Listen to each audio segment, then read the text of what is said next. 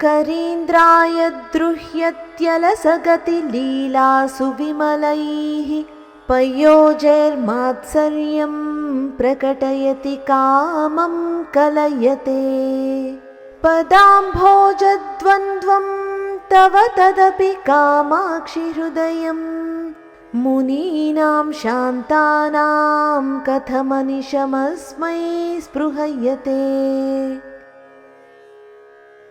करीन्द्राय द्रुह्यति अलसगति लीलासु विमलैः पयोजैः मात्सर्यं प्रकटयति कामं कलयते।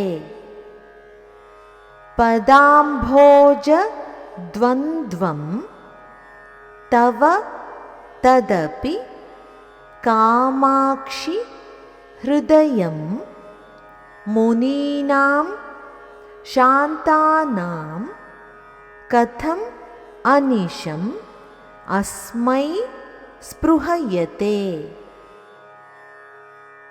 తల్లి కామాక్షి, నీ పాదములు కొన్ని వింతైన లక్షణాలను కలిగి ఉన్నట్లు కనిపిస్తోంది. కరీంద్రాయ దృహ్యతి, నీ పాదాల మందగమన సౌందర్యం గజేంద్రుని నడకను ఓడిస్తూ దానిపై ద్వేషం చూపుతున్నట్లుగా ఉంది. పయోజైహి మాత్సర్యం, నీ పాదముల కాంతి స్వచ్ఛమైన పద్మాలపై అసూయను ప్రకటిస్తున్నట్టుగా వాటి సౌందర్యాన్ని మించిపోతోంది.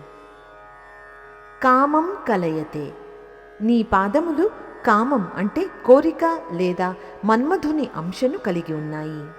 అయినప్పటికీ కామ, క్రోధ, లోభ, మోహ, మద మాత్సర్యాలకు దూరంగా ఉండే శాంత స్వభావులైన మునీశ్వరులు సైతం ఎల్లప్పుడూ నీ పాదాలనే ఎందుకు కోరుకుంటున్నారు?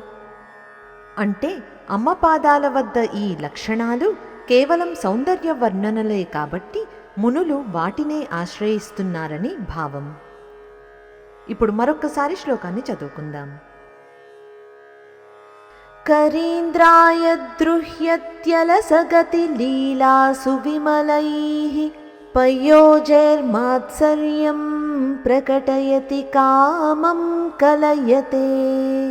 పదాంభోజద్వంద్వం తవ తదపి కామాక్షి హృదయం మునీనాం శాంతానాం కథమనిశమస్మై స్పృహయతే.